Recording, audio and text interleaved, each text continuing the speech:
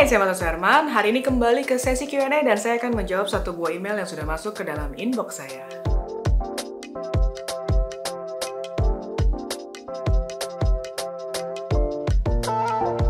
Makasih banyak buat teman-teman yang udah kirim email ke martasuherman@gmail.com. Hari ini saya akan memilih satu buah email untuk dibahas. Dan email yang saya pilih hari ini adalah email dari Hasbi. Alamat emailnya adalah hasbito@gmail.com. Salam kenal Mbak Marta, saya Hasbi. Terima kasih atas sharingnya karena sangat membantu bagi pemula yang ingin belajar. Mau bertanya bagaimana settingan kamera jika menggunakan speedlight atau menggunakan lighting di ruangan indoor. Terus bagaimana mengatur penggunaan light meter jika menggunakan speedlight dan lighting? Apakah memang harus diatur pada posisi angka 0 atau tidak? Jika ingin menghasilkan gambar dengan cahaya yang bagus. Mohon sharingnya. Terima kasih. Dan sebelum masuk ke pembahasan kali ini, saya ingin mengucapkan makasih banyak buat teman-teman yang selalu support channel ini, yang selalu share bagi teman-teman lainnya yang lagi belajar fotografi. Dan mungkin ada teman-teman di sini yang baru banget ketemu channel ini dan belum di-subscribe. Jangan lupa di-subscribe sekarang karena setiap minggunya saya mengupload 2 buah video membahas seputar fotografi. Buat teman-teman yang menanyakan apakah saya ada jasa fotografi, videografi, ataupun social media management, teman-teman bisa langsung kontak ke nomor di bawah ini, nanti akan dibantu oleh administrasi saya. Demikian juga buat teman-teman yang menanyakan apakah bisa memanggil saya sebagai narasumber untuk kebutuhan kampus, perusahaan, ataupun komunitas, teman-teman juga bisa langsung kontak ke nomor tersebut. Nah, sesuai dengan email yang dikirimkan, kita akan membahas mengenai speedlight dan juga lighting studio. Buat teman-teman mungkin pernah menyimak di video saya sebelumnya yang satu ini. Ini adalah tips and trick bagaimana caranya memaksimalkan speedlight kamu, dan saya pernah membahas bagaimana menggunakan menu-menu yang ada di dalam speedlight. Dan juga buat teman-teman mungkin yang pernah juga nonton di video saya sebelumnya yang satu ini, yang membahas mengenai studio lighting dan juga aksesoris-aksesorisnya, teman-teman bisa cek juga di sini ya. Jadi buat yang belum nonton bisa cek di sini. Serta teori dasar mengenai 3-point lighting, dan ini penting banget buat kamu tonton. Jadi pastikan kamu juga pernah nonton di video saya sebelumnya ini. Nah, ini ada kaitannya semua pada saat kita ingin mengeksekusi sebuah foto. Walaupun dari email yang dikirimkan oleh Hasbi, saya masih belum jelas yang ingin difoto itu sebenarnya produk, ya benda mati, atau ada talentnya nih. Tapi intinya di sini kita akan membahas mengenai bagaimana caranya memaksimalkan artificial light. Buat teman-teman yang mungkin belum tahu apa sih artificial light, kemudian apa sih pentingnya lighting dalam sebuah foto. Nah, teman-teman di sini mungkin pernah belajar dari basic fotografi, di mana fotografi adalah melukis dengan cahaya. Artinya cahaya itu penting banget dalam fotografi, dan itu adalah komponen paling utama yang wajib kamu kenali dan juga membiasakan dengan arah-arah cahaya, kekuatan cahaya, bagaimana caranya bermain dengan cahaya di sana. Nah, di sini buat teman-teman mungkin mengenal juga yang namanya natural light atau matahari. Nah, matahari itu memang satu-satunya sumber cahaya yang paling murah yang kita dapat setiap hari. Tapi ada nggak sih kekurangan atau keterbatasan dari natural light atau matahari itu? Pastinya ada, karena natural light ini kan yang berkuasa mengatur cahaya tersebut adalah Tuhan. Nah, di sini kita nggak punya kuasa penuh untuk mengatur cahaya matahari. Jadi tahu-tahu misalnya ada awan lewat, terus kemudian tahu-tahu mendung gitu ya. Nah, di sini kita memiliki keterbatasan tersebut, artinya pada saat kita ingin produksi untuk skala industri, itu agak sulit untuk mengandalkan sebuah cahaya matahari. Maka daripada itu manusia menciptakan artificial light, dan artificial light itu ada macam-macam. Ada lampu neon, lampu bohlam, lampu studio, lampu speedlight. Nah, itu pastinya memiliki perbedaan-perbedaan spesifikasi, dan kamu wajib untuk mengenalinya. Dan biasanya sebelum kamu masuk ke dalam studio lighting, kebanyakan fotografer itu belajar dengan speedlightnya terlebih dahulu, karena speedlight pastinya harganya jauh lebih terjangkau dibandingkan studio lighting ya. Studio lighting pasti akan lebih mahal, dan dari sisi power speedlight pasti juga lebih kecil dibandingkan dengan studio lighting. Artinya kalau kamu ingin memulai belajar mengenai artificial light, nah nggak apa-apa juga kalau kamu mulai dari speedlight tersebut, karena biasanya itu adalah langkah awal fotografer pada umumnya. Nah, karena dari pertanyaan Hasbi juga ada bertanya mengenai light meter. Jujur, saya sejak masuk ke era digital, saya jarang banget menggunakan light meter. Dan di sini tapi buat teman-teman yang mungkin baru pernah dengar istilah light meter, saya akan coba jelaskan dikit supaya teman-teman juga paham ya. Dan light meter ini memang sangat umum digunakan pada zaman analog, karena waktu itu kita agak sulit untuk mendapatkan preview kayak zaman sekarang.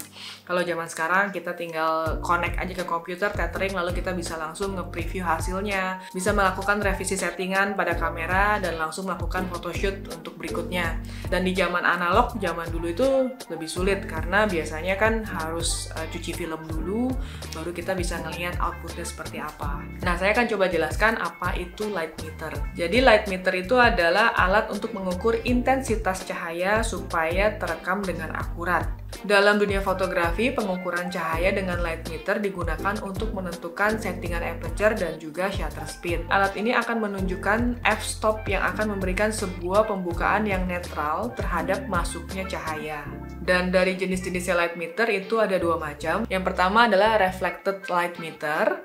Ini sesuai dengan namanya reflected, yaitu light meter ini akan mengukur cahaya yang telah dipantulkan oleh subjek dan kemudian memilih settingan aperture kamera seperti aperture, shutter speed, dan juga ISO. Pada sebuah kamera untuk mengaktifkan feature ini cukup mudah, yaitu menekan setengah tombol shutter. Kemudian diarahkan atau bidik alat ke arah mid-tone yang sedang atau mid-tone gelap terangnya, dan kemudian pada layar LCD akan menunjukkan settingan exposure termasuk juga f-stop yang telah direkomendasikan untuk digunakan. Yang kedua adalah incident light meter. Apabila ingin menghitung cahaya yang akan jatuh kepada subjek foto, penggunaan incident light meter mode akan lebih akurat.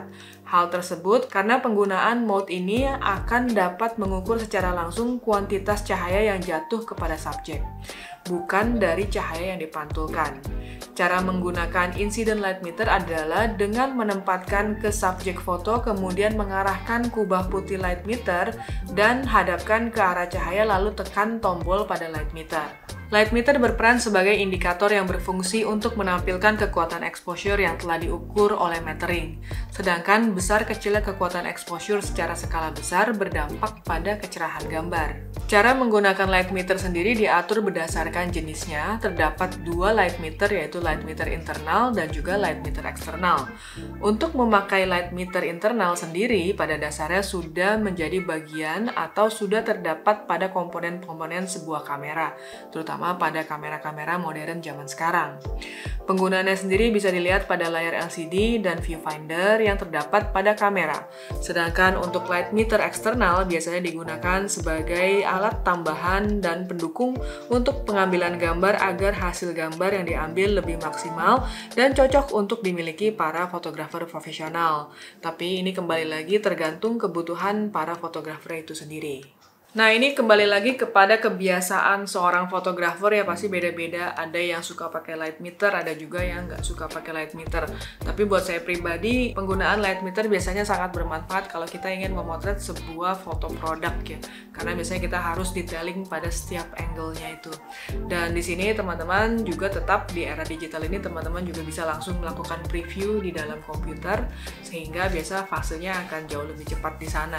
Nah, kemudian buat teman-teman di sini, kalau misalkan teman-teman ingin memaksimalkan pemotretan di dalam ruangan, teman-teman juga harus mengenali ruangan yang digunakan. Artinya kondisi ruangan, misalkan apakah ruangan tersebut memiliki langit-langit yang tinggi atau ruangan tersebut memiliki warna putih semua seperti misalnya limbo ya, atau mungkin ruangannya ada lantai kayu atau warna temboknya abu-abu. Itu pasti memiliki pengaruh pada hasil foto yang akan kita buat. Jadi tidak hanya sekedar lampu, tapi juga teman-teman harus mengenali ruangan yang akan digunakan. Dan kemudian pertanyaan apakah cahaya yang bagus seperti apa, itu saya agak sulit menjawabnya ya, karena setiap settingan lampu itu saya nggak bisa bilang settingan ini paling bagus, settingan ini paling benar gitu. Karena balik lagi, kalau dalam fotografi kita mengenal yang namanya adalah mood board, di mana mood board ini akan dibahas di awal sebelum kita melakukan photoshoot. Dan di sini sudah akan dijelaskan bagaimana lighting reference atau lighting treatment yang akan kita lakukan pada saat kita ingin mengeksekusi sebuah gambar. Jadi kembali pada konsep yang ingin dibuat, apapun itu konsepnya pasti sudah dipertimbangkan dengan baik. Bisa macam-macam settingannya dan kembali mau buatnya seperti apa gitu. Dan juga lighting itu fungsinya juga bisa macam-macam ya, bisa untuk shaping satu buah produk, membentuk dimensinya seperti apa, atau bisa juga berfungsi hanya sebagai penerang ruangan. Jadi ini dikembalikan kepada fotografernya, kira-kira ingin membuat konsep yang seperti apa. Dan di sini juga buat teman-teman mungkin ada yang belum pernah nonton di video sebelumnya yang membahas mengenai foto produk bersama Donovan, teman-teman bisa coba klik di link di bawah ini. Ini ada pembahasan mengenai pemotretan saya bersama Donovan untuk sebuah foto produk. Nah, di sana juga ada pembahasan mengenai lighting-lightingnya seperti apa, dan juga di beberapa video-video saya juga ada bagaimana memotret sebuah foto beauty atau foto untuk fashion ya. Jadi settingan lampu itu sangat-sangat subjektif banget. Selama itu memang bisa sesuai dengan konsep yang kamu eksekusi, silahkan aja. Jadi tidak pernah ada larangan ataupun istilah oh lighting yang ini jelek, lighting yang ini nggak bagus, bagusnya kayak gini. Nah, itu nggak ada sih. Balik lagi, ini sesuai apa enggak dengan konsep yang ingin kamu buat. Nah, demikian pembahasan mengenai speedlight dan juga light meter. Mudah-mudahan bisa membantu teman-teman yang baru belajar fotografi. Dan buat teman-teman yang ada pertanyaan, teman-teman bisa tuliskan di kolom komentar di bawah ini atau email ke martasuyarman@gmail.com. So, thank you for watching. Jangan lupa like, comment, subscribe, dan juga share. So, see you in the next video. Bye!